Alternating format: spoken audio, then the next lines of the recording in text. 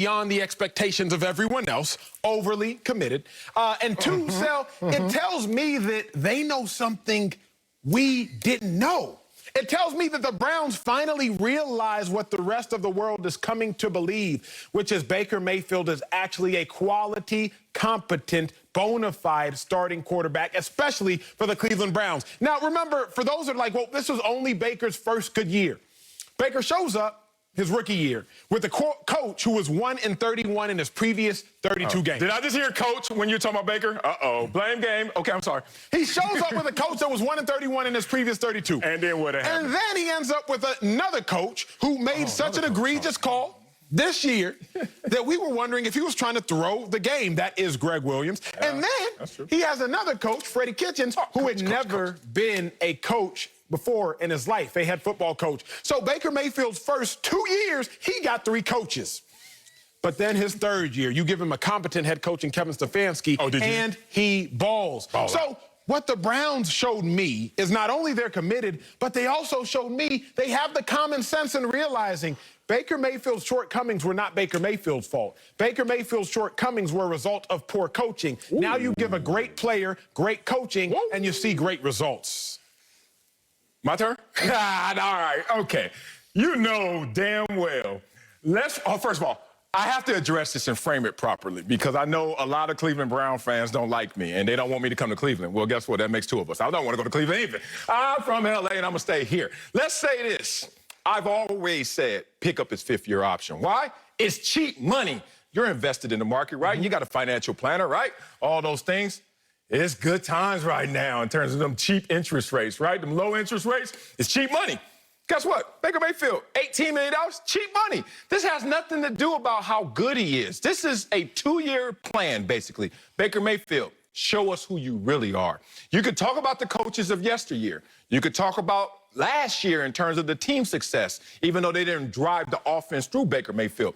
But Kevin Stefanski and this organization saying, you got 2 years, this year and next year. Prove yourself. And if you notice in this situation, $18 million puts them right in a prove-it position. What is $18 million in NFL? That is either a fringe starter or a backup player. Teddy Bridgewater, $21 million.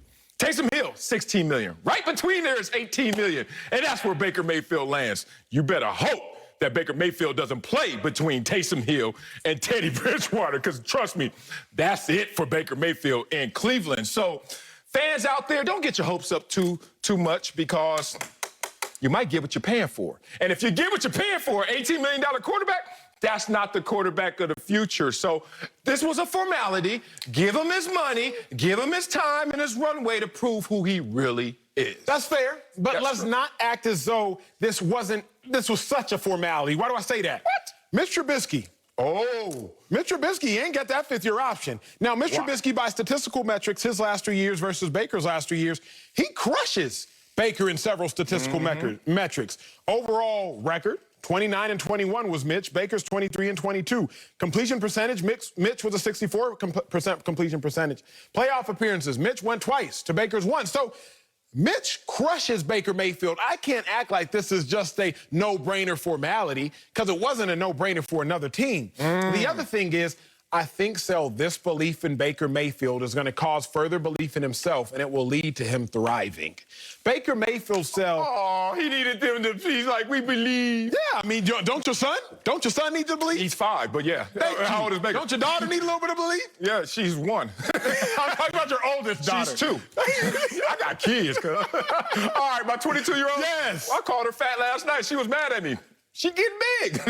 Oh, I'm sorry, too much? Okay, anyway, no, she doesn't need me. The point is, she's isolated from my beliefs in her because she has her own beliefs in herself. Where's Baker's belief in himself? I'm just telling the truth. I talk too much. Look, big dog, it's not guaranteed. One, it's not guaranteed because we see other teams haven't done it. Right. More importantly, Baker Mayfield has defied all the odds with everybody doubting him. My dog has defied all the odds. Even he survived terrible coaches. Remember, Josh Rosen didn't. Josh Rosen, number 10 overall pick. Yo, they threw him some bad coaches.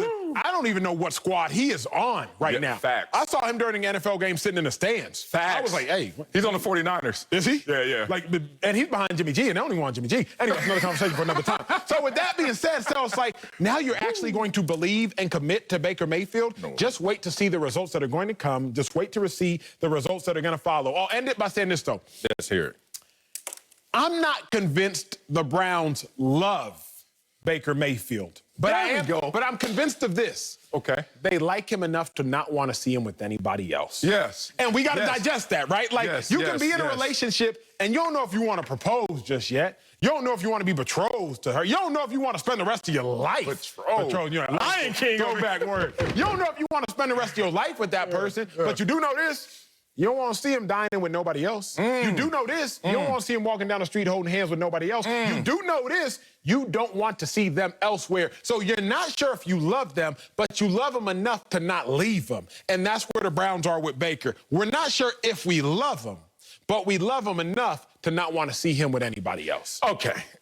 You're giving me so much ammunition. Let's not act like there's something special about a formality, okay? It's not. It's only special if you do something with it as a formality. Wake up in the morning, you have breakfast, right? Ain't nothing special about breakfast unless you make a bomb-ass breakfast. You know what I mean? If you're just eating cereal, it's just a formality. Oh, I got to get something in my body. They say this is the most important meal of the day. Okay, cereal. Okay, pick up Baker's fifth-year option. Simple. Now, if Baker goes out there and start whipping it up, you know, cracking a few eggs, making some omelets up in that thing, ham and cheese, then we talking something. But boy, right now, this is just runway to prove who he is. It's a low-risk, high-reward situation, potentially. Let me say something positive about Baker Mayfield, because I always talk about how I think he's talented, but that gets lost in all the hate that comes out of my mouth as well.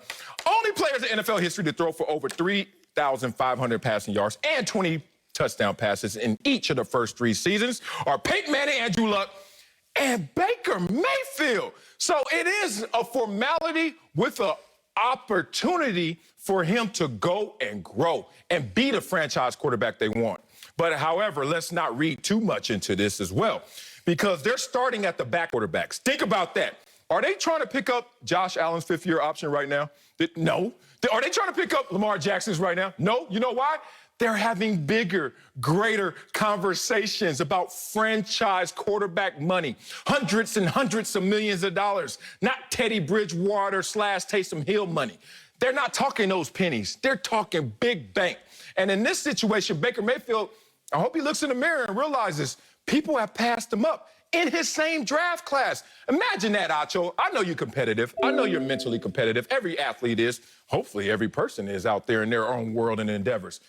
When I got drafted 52, 53 on back, you ain't passing me. Like, when I saw Orlando Pace had a Pro Bowl year, I was like, yeah, he #1 pick in my class. Like, duh, you know what I mean? No, number 1 through 51, I give y'all a little bit of a pass, right? But 53 on, hell no. And then some of them did pass me. So the point is, Baker Mayfield, in your own draft class, in your own draft round, in the first round, a couple guys done passed you up already in this conversation. It's on you, this opportunity, this commitment, or lack thereof. But, Sel, I don't think you're counting the reality of the blessings of the situation. What do I mean by that? Ooh, I like. Formalities aren't always formal. What are they, informalities? Because, no. What? Formal is to be officially sanctioned or recognized, right? Okay. So formalities are not always recognized. What do I mean by that? You go to dinner with somebody. Who? In theory, it's a formality with your wife. In theory, it's a formality to open the door. Yeah.